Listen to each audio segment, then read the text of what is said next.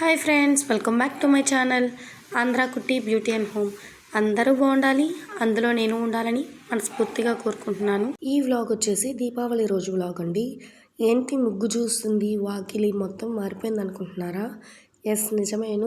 ఇది మా ఫ్రెండ్ వాళ్ళ ఇల్లు అండి. మా ఫ్రెండ్ వాళ్ళు మా ఇంటికి దగ్గరలో కొత్తగా జాయిన్ అయ్యారు. తను పిలిచినప్పటి నుంచి నేను వెళ్ళింది లేదు, కానీ దీపావళి రోజు మాత్రం పట్టుబట్టి మరీ పిలిచారు రావాలి అని. అందుకని వెళ్ళాల్సి వచ్చింది. దీపావళి మార్నింగ్ మా ఇంట్లో లక్ష్మీదేవి పూజ అనేది చేసేసుకొని ఈరోజు ఆఫ్టర్నూన్ నేను మా ఫ్రెండ్ వాళ్ళ ఇంటికి వచ్చాను. ఇంటికి వెళ్ళాక తన టీవీలో అమ్మవారివి భక్తి సాంగ్స్ పెట్టుంది. అవి ప్లే అవుతూ ఉంటే మేమిద్దరము ప్రసాదాలు ప్రిపేర్ చేశాము. నెక్స్ట్ మేము పూజా రూమ్ దగ్గరకు వచ్చేసి పూజా రూమ్లో అమ్మవారి ఫోటోని ఇలా డెకరేట్ చేసి పెట్టేసుకున్నాము. ఇప్పుడు మేము లక్ష్మీదేవి, సరస్వతీదేవి, వినాయకుడు వీళ్ళ ముగ్గురుని కలిపిన ఫోటో ఫ్రేమ్ మేము ఇక్కడ పెట్టాం కదండి. అలా పెట్టకూడదంట, మాకు తెలియక పెట్టేశాము. యాక్చువల్గా అయితే ఆ అమ్మవారికి పతి సమేతంగా పూజ అనేది చేస్తే చాలా చాలా చాలా ఇష్టమంట, చాలా మంచిదన్నారు.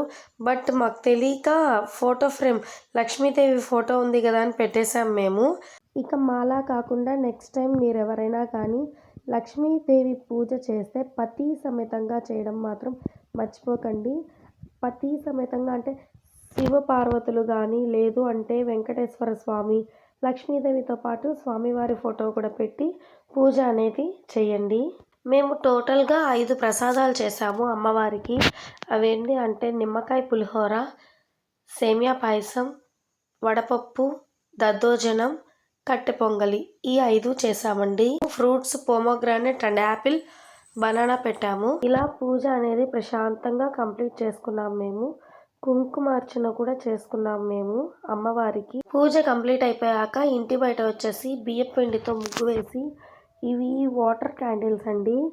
ఇవి ఈచ్ 150 రూపీస్ పడిందంట. అది తీసుకొచ్చింది తను.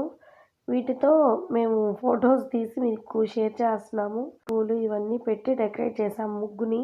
లైట్స్ ఆఫ్ చేసి ఒక ఫోటో, లైట్స్ ఆన్ చేసి ఒక ఫోటో తీసాము. ఇంట్లో దీపాలు వెలిగించేసి బయటకు వచ్చి కూర్చుందామని బయటకు వచ్చాము.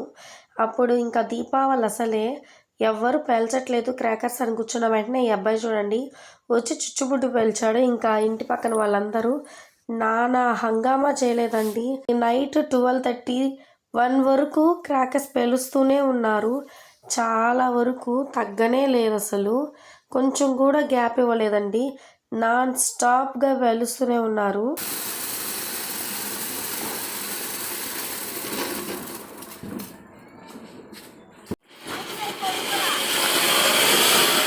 ఇక మేము కూడా మా ఇంటికి వచ్చేసి నైట్ 3:30కి క్రాకర్స్ కాల్చానండి. ఇవి సురసురాలు. అప్పుడే మా వారు వచ్చారు పాపము డ్యూటీ కంప్లీట్ చేసుకొని. ఇక ప్రశాంతంగా నేను ఎటువంటి సౌండ్, ఎటువంటి డిస్టర్బెన్స్ లాంటివి ఏమీ చేయకుండా సైలెంట్గా డ్యాన్స్ చేస్తూ క్రాకర్స్ కాల్చేశాను. అన్నట్టు నేను పెట్టిన ఈ వ్లాగ్ కనుక మీకు నచ్చినట్లయితే ప్లీజ్ లైక్ చేయండి, షేర్ చేయండి. కొత్త వాళ్ళు ఎవరైనా చూస్తున్నట్లయితే మాత్రం సబ్స్క్రైబ్ చేయకుండా ఉండడం మాత్రం మర్చిపోకండి. Thanks for watching. See you tomorrow. Bye bye.